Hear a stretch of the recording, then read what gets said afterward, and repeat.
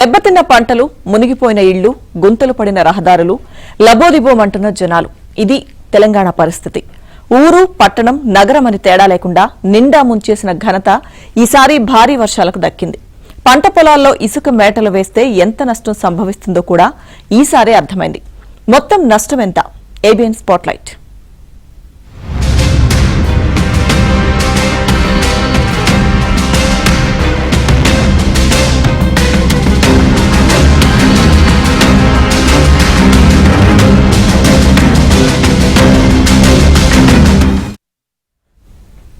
ఉమ్మడి నిజామాబాద్ జిల్లాపై ప్రకృతి కన్నెర చేసింది. అతివృష్టి అల్లకల్లోలం సృష్టించింది.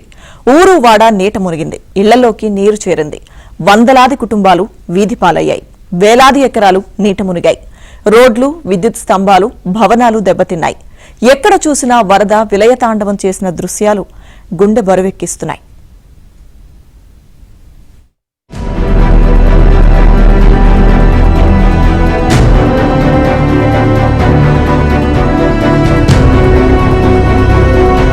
ఉమ్మడి నిజామాబాద్ జిల్లాలో వరద విలయతాండవం చేసింది. భారీ వర్షాలు, వరదలకు కామారెడ్డి పట్టణం కకావికలమైంది.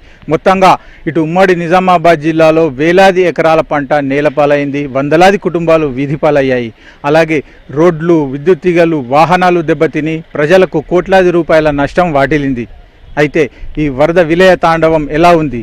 దీనికి సంబంధించి అధికారులు ఏమంటున్నారు? ప్రజలు ఏమనుకుంటున్నారు? కామారెడ్డి జిల్లాలో వరద ప్రభావం ఎక్కువగా ఉంది.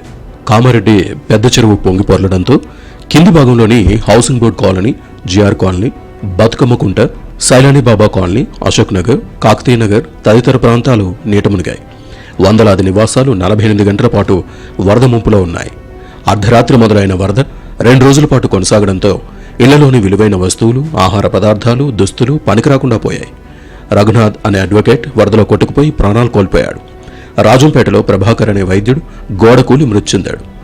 వరద బారిన పడ్డ జనాలు ఇప్పటికీ ఇళ్లలో వంటలు చేసుకోలేని పరిస్థితి కొనసాగుతోంది. దాతలు అందించే సహాయంపైనే ఆధారపడుతున్నారు. వరద ప్రభావంతో వీధిన పడ్డ కుటుంబాలు ఇప్పటికీ ఆకలితో అల్లాడుతున్నాయి. ఇళ్లలో వంటలు చేసుకోలేని పరిస్థితి ఉంది. బియ్యం, పప్పులు అన్నీ కూడా నీటిలో తడిసిపోయాయి. వంట సామాగ్రి కొట్టుకుపోయింది. అలాగే ఇళ్లలో ఉండాల్సిన వినియోగ పరికరాలు, ఎలక్ట్రానిక్ పరికరాలు ధ్వంసమయ్యాయి. దీంతో ప్రజలు కూడా చూసుకోవచ్చు. ఇక్కడ వీధి ప్రజలంతా హౌసింగ్ బోర్డు కాలనీలో ఆహారం లేకపోవడంతో బయట నుంచి తెచ్చుకోవాల్సిన పరిస్థితి ఉంది. దాతలు ఇచ్చే ఆహారం పైన ఆధారపడి ఉన్నారు. అమ్మ చెప్పండి, ఎందుకు బయట తెచ్చుకోవాల్సి వస్తుంది? అసలు మీ పరిస్థితి ఎట్లా ఉంది? మొత్తం టోటల్ అన్ని పోయినాయి. అందరి పోయినాయి సార్. నా ఒక్కదాన్ని కాదు, ప్రతి ఒక్కరిది పోయింది. అక్కడి నుంచి గంగా వంగి వచ్చింది. అప్పుడే మా పాప హైదరాబాద్ నుంచి వచ్చింది అని బయటికి అమ్మ గణపతి తెచ్చినాము, గేట్ తీయవా అంటే వచ్చినాము. అక్కడ నుంచి ఇందెత్తు మనిషి ఎత్తు పొంగి వచ్చింది. ఇక పరిగెత్తుకొచ్చి ఈ పక్క ఇంట్లో పోలీసు వాళ్ళు ఉంటారు, వాళ్ళ పైన ఇల్లు ఉంది, అందరం కలిసి అందులోకి వెళ్ళిపోయి తల దాచుకున్నాం. అంతే సార్. ఏం చేస్తాం? ఇక వసుంధర ఫ్యామిలీ రెస్టారెంట్ వాళ్ళు, మళ్ళా జయకృష్ణ వాళ్ళు, ప్రతి ఒక్కరు ఎవరో ఒక్కరు పెడుతున్నారు. ఇక వాళ్ళు వచ్చేదాకా చూసి తింటున్నాం సార్. ఎన్ని రోజులు మీ పరిస్థితి? అంటే ఆహారం లేదు, వంటలు లేవు, ఇంట్లో పిల్లలు ఉంటారు. వాసన వెళ్ళిపోవాలంటే ఎన్ని రోజులు టైం పడుతుంది? కడుక్కోవడానికి ఒక్క రూమే 4 రోజులు పడుతుంది కడుక్కోవడానికి. అంత ఇబ్బంది అయిపోతుంది సార్. చాలా కష్టం అయిపోతుంది. అది ఇక మాకు వచ్చింది, ఏం చేస్తాం సార్? ఏదైనా మంత్రులు ఏది హెల్ప్ చేస్తారో ఇక వాళ్ళ దయ, అంతే తప్ప ఏం లేదు సార్. వరద తాకిడికి కామారెడ్డి జిల్లాలో 130 కోట్ల నష్టం వాటిల్లినట్లు అధికారులు ప్రాథమిక అంచనాకొచ్చారు. మొత్తం 32,907 ఎకరాల్లో వివిధ రకాల పంటలకు నష్టం వాటిల్లింది. వరి, సోయా, మొక్కజొన్న, జొన్న, పప్పు దినుసులు, కూరగాయల పంటలు దెబ్బతిన్నాయి. వరద పూర్తిగా తగ్గాక ఈ నష్టం మరింత పెరిగే అవకాశం ఉంది. 14 చెరువులకు గండ్లు పడగా 93 చెరువులు దెబ్బతిన్నాయి. వీటి మరమ్మతుకు 33.78 కోట్లు అవసరమవుతాయని అధికారులు అంచనా వేశారు. అలాగే 44వ నంబరు జాతీయ రహదారి పెద్ద ఎత్తున దెబ్బతింది.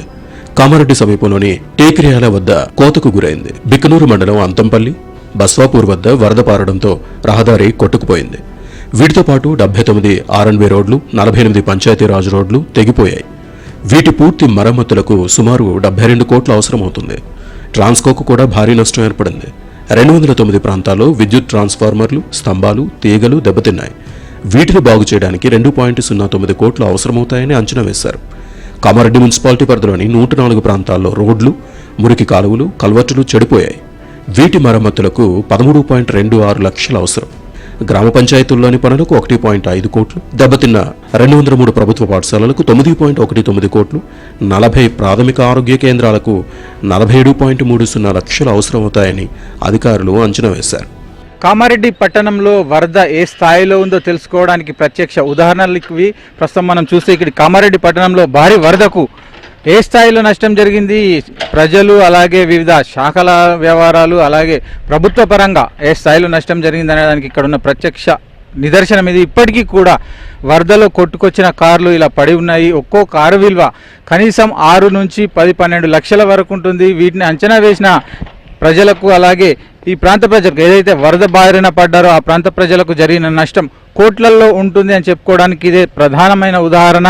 దీంతో పాటుగానే ఇక్కడ మనం చూస్తే కొట్టుకుపోయిన రోడ్లు ఉన్నాయి.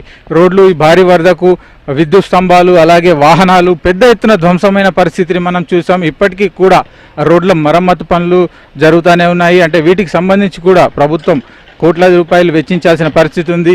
అలాగే రోడ్లతో పాటు మరో పక్కన చూసుకుంటే విద్యుత్ స్తంభాలు కూడా పూర్తిగా నేలవాలై మనం ఇక్కడ ఇప్పటికీ చూసుకోవచ్చు. ఇంకా విద్యుత్ స్తంభము అలాగే విద్యుత్ తీగలన్నీ కూడా మొత్తం నేలబడిపోయి ఉన్నాయి. ఇలా వందలాది స్తంభాలు, వేలాది కరెంటు తీగల వ్యవహారాలు కూడా ఈ భారీ నష్టంలో ఉన్నాయి. ఓవరాల్గా చూసుకుంటే ప్రధానంగా ఈ కామారెడ్డి జిల్లా వ్యాప్తంగా ఇలా సాధారణంగా జరిగిన నష్టాలు ఇటు రోడ్లు కావచ్చు, అలాగే విద్యుత్ స్తంభాలు, అలాగే వాహనాలు, జనాలు పడ్డ కష్టము, అలాగే వారికి జరిగిన నష్టం మాత్రం కోట్లలో ఉంది అనడానికి ఇవే ప్రత్యక్ష ఉదాహరణలు. ఇక నిజామాబాద్ జిల్లాలో కూడా వరద తీవ్ర ప్రభావం చూపింది. ప్రధాన ప్రాజెక్టులైన శ్రీరామ్ సాగర్, నిజాం సాగర్లకు భారీ ఎత్తున వరద పోటెత్తింది. శ్రీరామ్ సాగర్కు రికార్డు స్థాయిలో 5 లక్షల క్యూసెక్కుల వరద కొనసాగింది. నిజాం సాగర్లో అత్యధికంగా 2.5 లక్షల క్యూసెక్కులకు ఇన్ఫ్లో వచ్చింది. అదే స్థాయిలో వరద గేట్లను ఎత్తి నీటిని కిందకి వదిలారు. దీంతో ఇటు గోదావరి అటు మంజీరా నదుల పరివాహక ప్రాంతాల్లో వందలాది ఎకరాలు నీట మునిగాయి. వాగులు, వంకలు, చెరువులు పొంగి పొర్లడంతో పంటలకు మరింత నష్టం వాటిల్లింది. సిరికొండ ప్రాంతాల్లో పంటలు నీట మునిగాయి. చాలా చోట్ల ఇసుక మేటలు వేసి పంటలు చేతికి రాకుండా పోయాయి. మొత్తం నిజామాబాద్ జిల్లాలో 41,098 ఎకరాల్లో వివిధ రకాల పంటలకు నష్టం వాటిల్లింది. 20,660 మంది రైతులు తమ పంటలు నష్టపోయారు. 22 R&B రోడ్లు, 33 చోట్ల పంచాయతీరాజ్ రోడ్లు కొట్టుకుపోయాయి.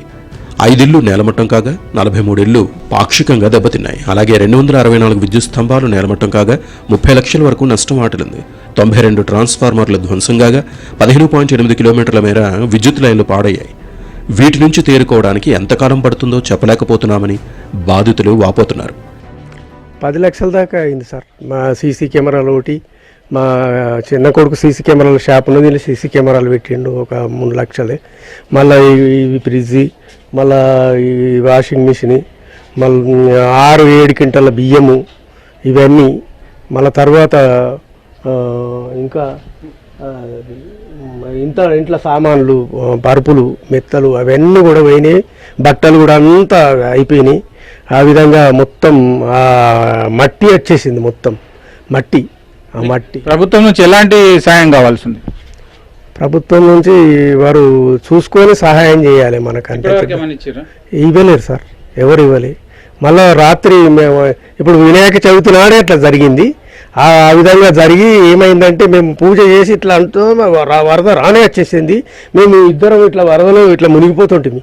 పక్కింటి వాళ్ళు అది చేసి కోమటోళ్ళు వాళ్ళు ఉన్నారు, వాళ్ళు ఇద్దరు వచ్చి తాత ఎట్లా చేస్తున్నావు అని చెప్పేసి ఆయన పట్టుకొని అంకులు అంటే చెప్పి అంకులు అట్లా చేస్తున్నాం అంటే చెప్పి పట్టుకొని ఇద్దరు పట్టుకొని ఆ విధంగా ఈడిదాకా వచ్చింది, ఇట్లా వచ్చింది మాకు. వరద బాధిత ప్రాంతాల్లో నిజామాబాద్ ఎంపీ ధర్మపురి అరవింద్ పర్యటించారు. పొలాల్లోకి వచ్చిపడిన ఇసుక దిబ్బలను ప్రభుత్వమే తొలగించాలని ఆయన డిమాండ్ చేశారు. గత 10 సంవత్సరాలుగా కేసీఆర్ ప్రభుత్వం దేనికి పనికొచ్చి రైతుకి దేనికి కూడా పనికిరాలే వాళ్ళు. ఈ ప్రభుత్వం అన్నా ఇసుక పేరుకపోయిన దగ్గర ఆన్ వార్ ఫుటింగ్ తక్షణమే ఇసుకంతా తీసే బాధ్యత ప్రభుత్వం తీసుకోవాలి. దానికి మీరు అంచనాలు వేస్తాము, పైసలు ఇస్తాము, ఎంత ఇస్తాము, ఇవన్నీ మీతో అయితలేవు. అవి వచ్చే పంట కూడా లేట్ అవుతుందని రైతులే పెట్టుబడి పెట్టుకొని తీసేసుకుంటారు పాపం. కాబట్టి ఇసుక పేరుకపోయిన దగ్గర ప్రభుత్వమే తక్షణమే ఆన్ హై ప్రయారిటీ ఇసుక తీసే బాధ్యత ప్రభుత్వం తీసుకోవాలి. ఇక నష్టపోయిన పొలాలు ఏవైతున్నాయో దానికి 50,000 రూపాయలు ఎకరానికి అన్నది తక్షణమే విడుదల చేయాల్సిందిగా మేము ప్రభుత్వాన్ని రిక్వెస్ట్ చేస్తా ఉన్నాం. ఉమ్మడి నిజామాబాద్ జిల్లాను ప్రభుత్వం తక్షణమే ఆదుకోవాలని జనం వేడుకుంటున్నారు.